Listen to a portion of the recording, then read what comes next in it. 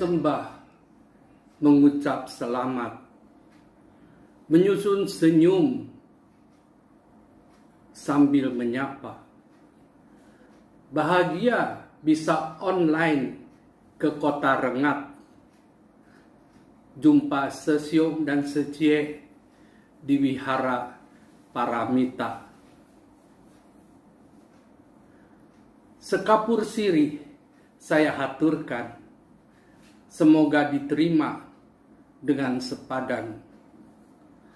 Sebuah kisah saya ceritakan, semoga berguna jadi teladan.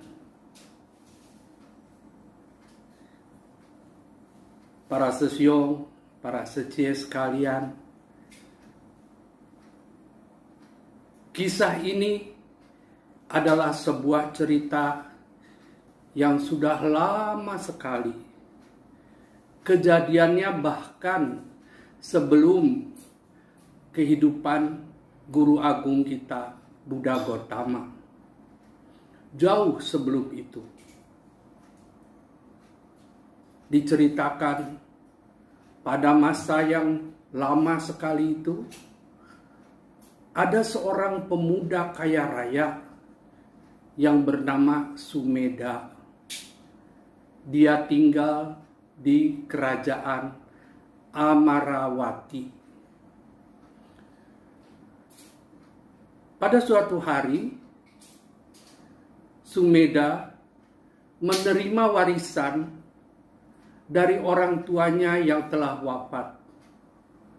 Warisannya ini berupa harta benda yang sangat banyak sekali, karena turun-temurun konon sejak kakek moyangnya mereka semua sangat kaya raya. Masing-masing menambahkan harta lagi, mewariskan kepada anaknya, menambah harta lagi, diwariskan lagi kepada keturunannya. Demikianlah sampai turun-temurun kepada pemuda Sumedha. Harta itu sudah berjumlah banyak sekali. Sumedha menerima harta ini dengan perasaan yang sulit dijelaskan. Karena di satu pihak dia melihat bahwa harta ini begitu banyak, tetapi di lain pihak dia menyadari bahwa harta yang banyak ini tidak akan bisa dibawa mati. Maka Sumedha pun bergegas menghadap kepada raja dan memohon izin untuk membagikan harta bendanya ini kepada para fakir miskin, kepada orang-orang yang membutuhkan. Setelah mendapat perkenan dari raja, Sumedha langsung membuka gudang emas dan perhiasannya, membagi-bagikannya kepada orang-orang. Ia bekerja sangat giat sekali membagi-bagikan harta ini. Tetapi sampai 7 hari belum habis satu gudang. Padahal hartanya bergudang-gudang, banyak sekali. Jadi akhirnya ia pun pergilah menghadap bendahara kerajaan dan mengatakan, saya melepaskan hak atas semua harta ini. Silahkan tolong dibagikan kepada rakyat yang membutuhkan. Dan pemuda Sumedha kemudian pergi ke hutan menjadi petapa.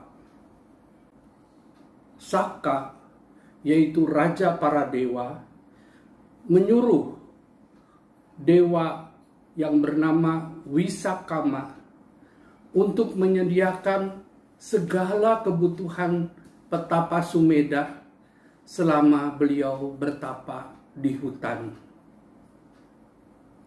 Nah, Setelah bermeditasi dengan tekun selama 7 hari, Petapa Sumedha berhasil mencapai jhana. Di sini kita melihat bahwa sebenarnya Sumedha ini bukanlah orang biasa, bukan orang sembarangan. Kelihatannya dia menerima warisan dari kakek moyangnya, tetapi sebenarnya semua harta itu merupakan kumpulan karma baik yang sudah pernah beliau lakukan di dalam kehidupan-kehidupan sebelumnya. Demikian jugalah karma-karma baik dalam kehidupannya yang lampau yang menyebabkan dalam tempo 7 hari beliau sudah bisa mencapai jhana.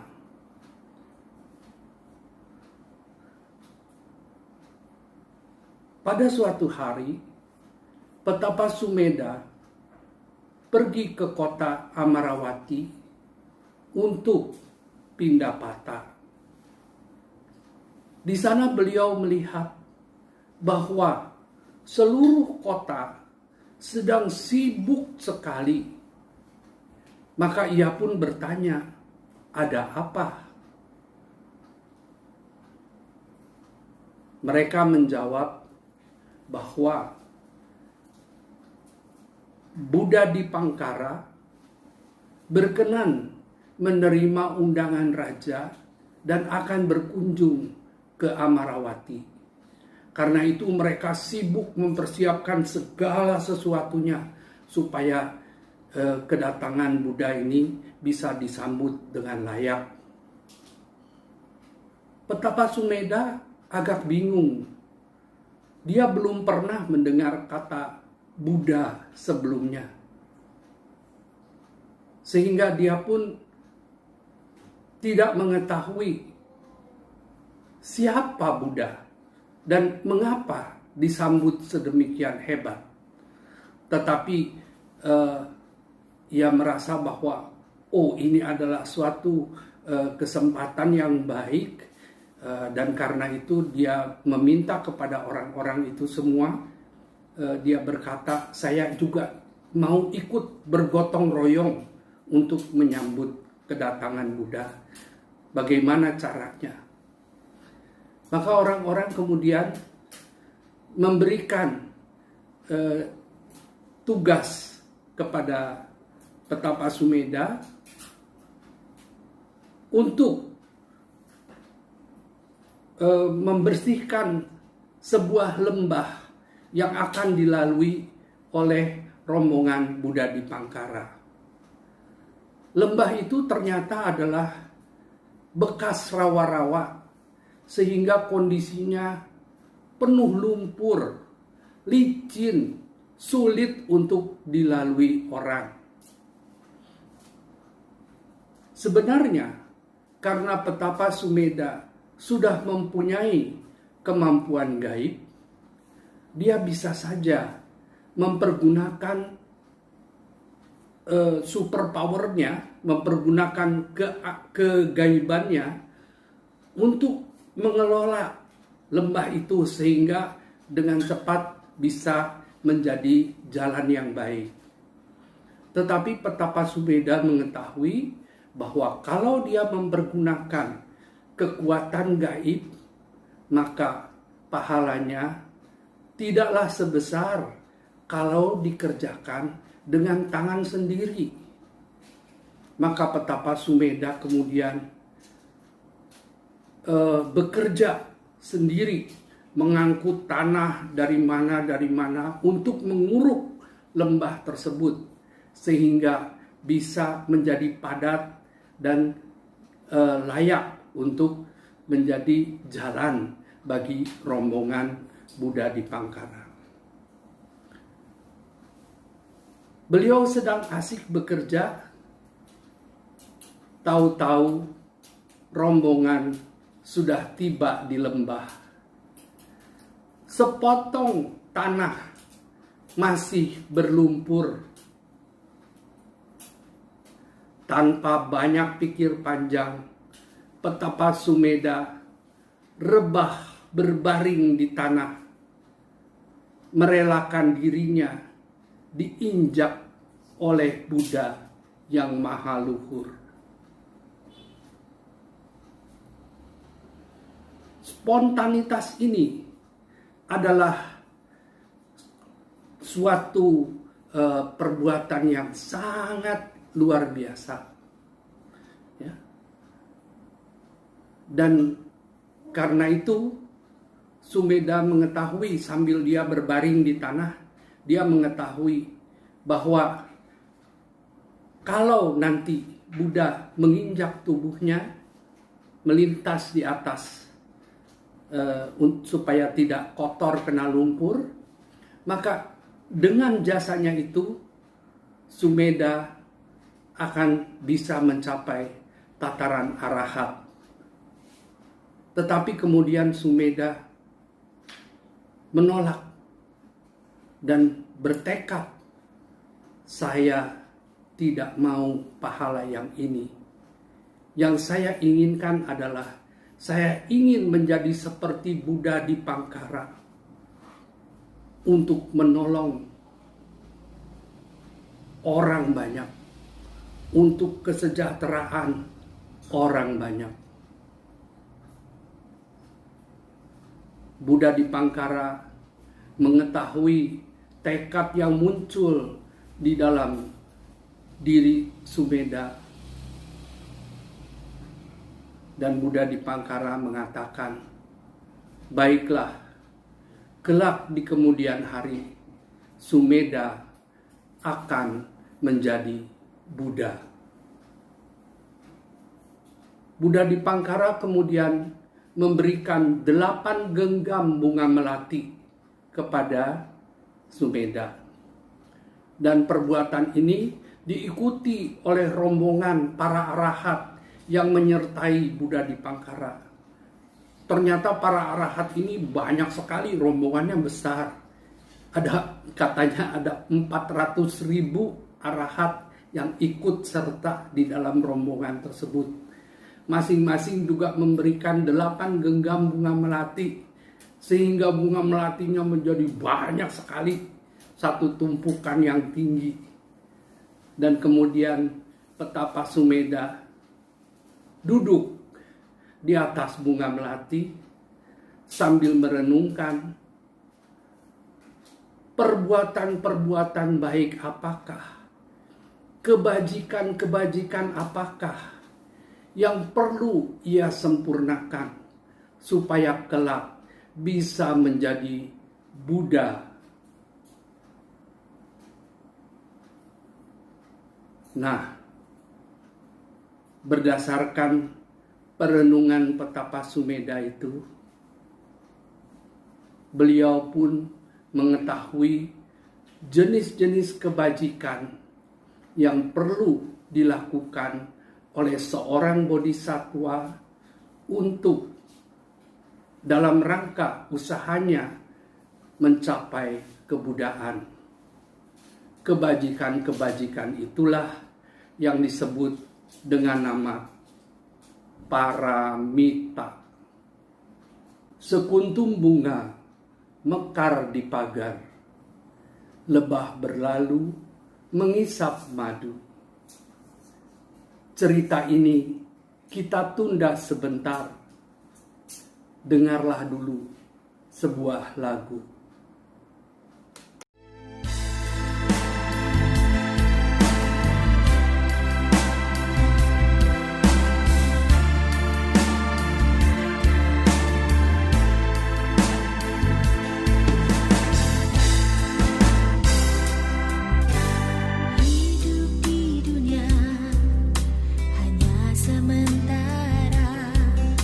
Tiada yang kekal untuk selamanya.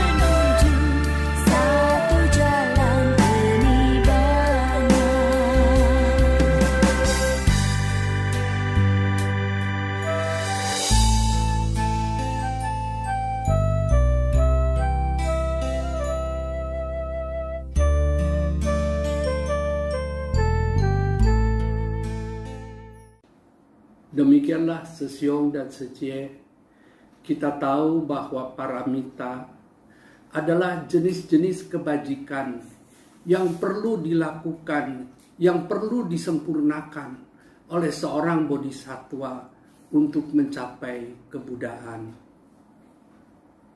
Terus terang, pada saat saya mempersiapkan video ini, saya mencoba mengingat-ingat kembali apa yang pernah saya pelajari, ya. Saya meneliti kembali apa saja jenis-jenis paramita yang perlu dilakukan tersebut. Tetapi kemudian saya berpikir bahwa tentulah para Sesiong dan para Sejie di wihara paramita ini sudah jauh lebih tahu mengenai jenis-jenis paramita yang perlu dilakukan. Jadi saya urung untuk menjelaskan kembali jenis-jenis paramita tersebut. Karena pada dasarnya sebenarnya paramita yang perlu dilakukan itu adalah perbuatan-perbuatan baik yang juga perlu kita lakukan di dalam kehidupan kita sehari-hari. Tentu yang membedakan adalah kadarnya, tingkatannya. Perbuatan baik kita ini mungkin belum bisa dikategorikan sebagai paramita, ya. Tetapi sekalipun demikian, kita tetap harus melaksanakan perbuatan-perbuatan baik ini. Kita tidak bisa memandang remeh bahwa ini hanya sekedar perbuatan yang kecil, ini hanya perbuatan yang sedikit. Tidak. Di dalam Dhammapada bait 122, Buddha menjelaskan sebagai berikut. Janganlah meremehkan kebajikan walaupun kecil dengan berkata, perbuatan bajik tidak akan membawa akibat. Bagaikan sebuah tempayan akan terisi penuh oleh air yang dijatuhkan setetes demi setetes. Demikian pula orang bijaksana, sedikit demi sedikit memenuhi dirinya dengan kebajikan. Jadi jangan sekali-kali meremehkan perbuatan baik. Walaupun kecil, walaupun sedikit, lakukanlah. Lakukanlah dengan sesering mungkin. Kenapa demikian? Karena sebuah perbuatan yang baik itu tidak hanya berguna, bermanfaat untuk kita, tetapi juga akan bermanfaat untuk semua makhluk. Kita dengarkan penjelasan dari Mahaguru Sheng Yen berikut ini. 修行这个福啊，一方面是自己在种福，一方面是呢，能够让我们所处的环境大家得到福报，大家得到利益。所以，佛教徒们相信呢，世界上只要有一个人真正的修行佛法，全世界的人呢，都会得到利益。哦，不管他是修行什么，戒定慧三种，不管修行哪一种，就好像是什么呢？你丢一个石子丢到一个池塘里边呢，你丢下去的时候，这是一粒石子而已。对。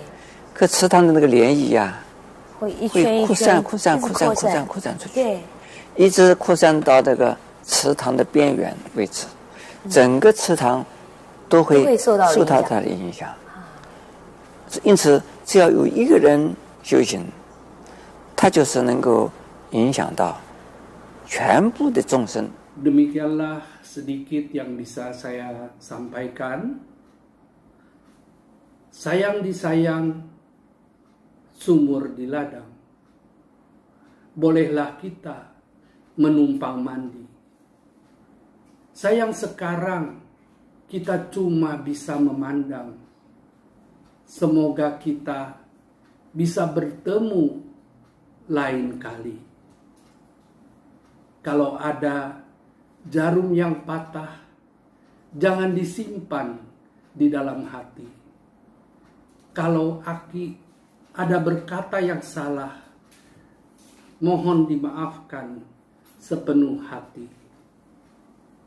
Namo Sang Hyang Adi Budaya, Namo Buddhaya, Tajia Ping An, Senti Jian Kang.